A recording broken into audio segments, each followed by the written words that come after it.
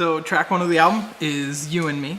And that was kind of the first song you guys released as Mountenz after the EP you guys had done for your dad.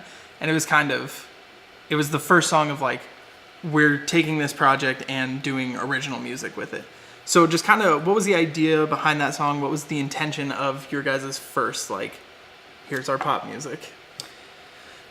I think I can kind of speak on behalf of the initial start of a song for kind of anything we do.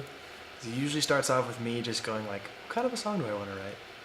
So it starts off with usually some type of sound, some type of beat, some type of melody. Whether it be start off on, right, because I play guitar, I usually start off playing guitar. If not that, I usually find some chords that I like. We go from there. That's how it kind of started. He can tell you more about how the entirety of the song. That really was kind of how the song started, but it's funny, the backstory is we did a cover on Instagram of a Kyle song called I Spy. And I remember hearing the track and being like, man, first of all, I like the beat. Zach liked the beat. Or I think, would you call it a beat? Yeah, the drum track, the drum portion of it.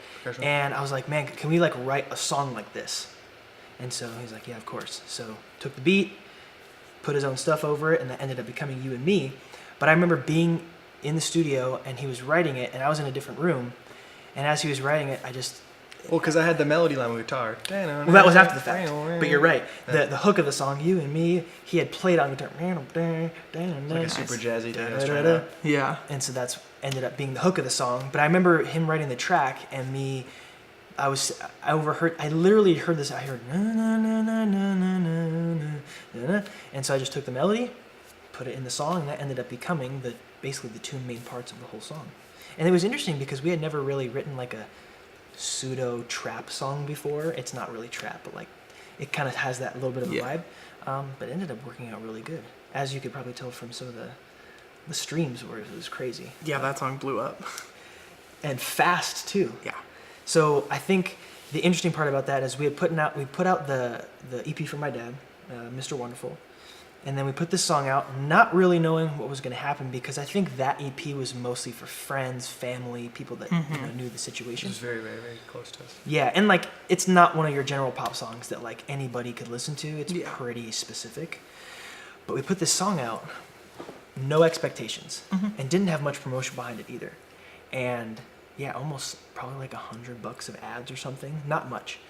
And it went out, and it grew to like maybe 1,000 streams, which I mean was cool, but we're not like, that wasn't like crazy. Yeah.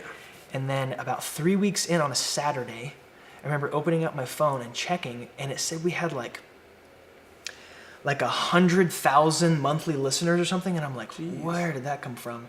And then I looked at the streams of the song. It ended up being like 100-something thousand streams. It happened like that. Like overnight. Yeah. And we're like, what the heck?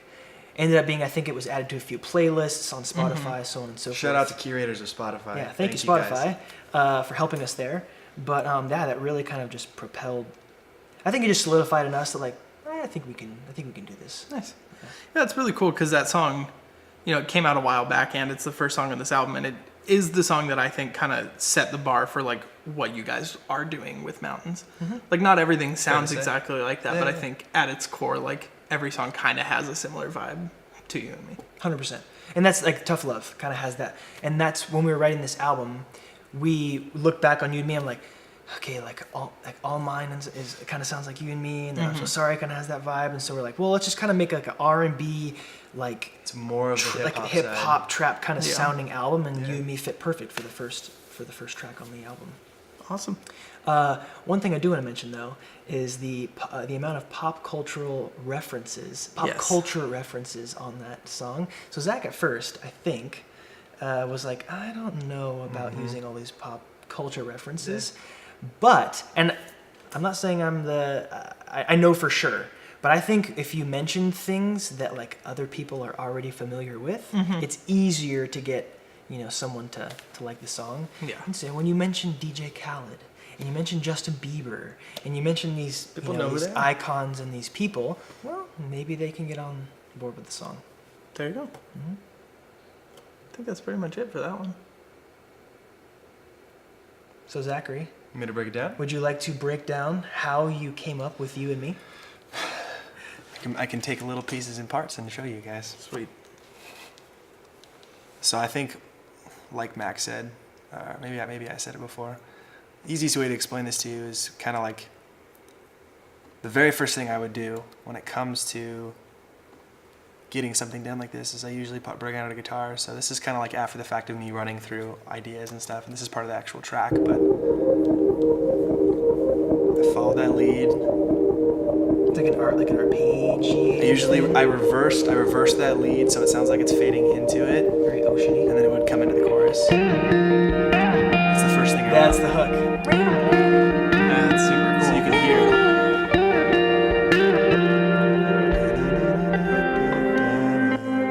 So that's that. Was there anything like crazy, like effect that you had on the guitar? Or was it just like a normal? There's a lot of things. I use a combination of a lot of things. Like, I run S gear for pretty much all of my guitar tone, and I run it out so as a slave, and I bring it into Pro Tools, and then from there I basically have your bass guitar tone, and then from that point on you run chorus and reverb and delay and all the extra stuff on top of it, and lots of different effects and filters and all that kind of stuff. So I try my best to keep it as general as possible, so it's not as like so far gone as everything else is, because I do that with vocals and I do that with manipulating that kind of stuff. Take one thing and repurpose it completely. So I generally, because I like guitar and the way it sounds, I want it to like actually have some type of representation of like an actual guitar, you know? I like that. And the next thing, you want to say something? No, I was gonna say I think we're kind of nodding our heads, even though we know nothing about what you're saying. Oh no, this is all completely. You kind of do. I know what a guitar is. Yes. Yes. I mean, like reverb, echo, we get that stuff. Yeah. Everything else, Yeah, totally. over my head. So the next thing I usually would go run down through is I think I start a piano track, and that would usually sound something like this. The reason why it fades in and out is because I have the kick drum trigger as the sidechain filter. So when the kick drum hits the piano, kind of. It dips basically. That's the easiest way to explain it. Those are just the basic chords of the chorus, and then the next thing I wrote was Which I think the part that you like the most out of the whole song. probably, and then the beat the beat's super important for anybody writing a song. Yeah. You need to have that as your backbeat. I had there's a cymbal in the back that I recorded a long time ago back when I was doing a bunch of indie stuff, and so it worked perfectly for that part. But it's your basic like your 808 kick drum. Yeah. And some interesting sounding snare you can find. The kick drum for the verses are just passed, and there's a simple little snap. You can barely. It's not a bunch of them. It's one thing. So I like that. Everything always has bass, obviously. Real low. Yeah, so that's Nice. cool. You always have that kind of stuff. Other than that, this was kind of the main thing that I liked in this song.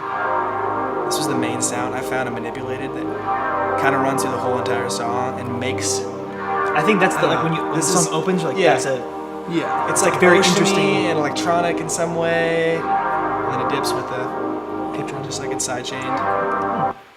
Other than that, there's just a bunch of vocal stuff that we have on here, like Max's, all of his stuff is. You and me, They're all doubled. we'll be what we Like wanna on top of be, each other wanna for be. choruses. I always You double and them me, with like stereo you and stuff. me.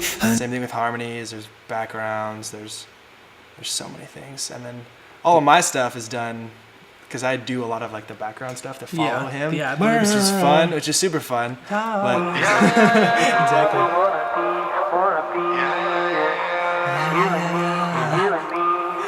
it's basically my explanation of that is like, because I'm not the main singer, I get to have fun with this entire thing, and so I get to throw in this kind of stuff. Yeah. Just like little You and things. me, What's this one? you and me, we'll be what we wanna be, wanna be. Yeah. You and me, you and me. So funny thing behind that, I did that as a joke because I thought it sounded like Black Bear, and Max looks at me and he goes, "You have to put that in the song." And I was like, That's "Oh awesome. no." But remember, at the time, we had never written like a trappier Yeah. song. So we're like, can we do this? Like, are Yeah. we allowed to put this in a song? I think my So, favorite ad lib that you threw in that song is, and I think you should just send it to me so I can make it your ringtone when you call me, is just ugly. Oh yeah. Ugly. Sweet. There's a lot of good stuff in here, but that's kind of the gist of the Cool. song for this way. Thanks, man.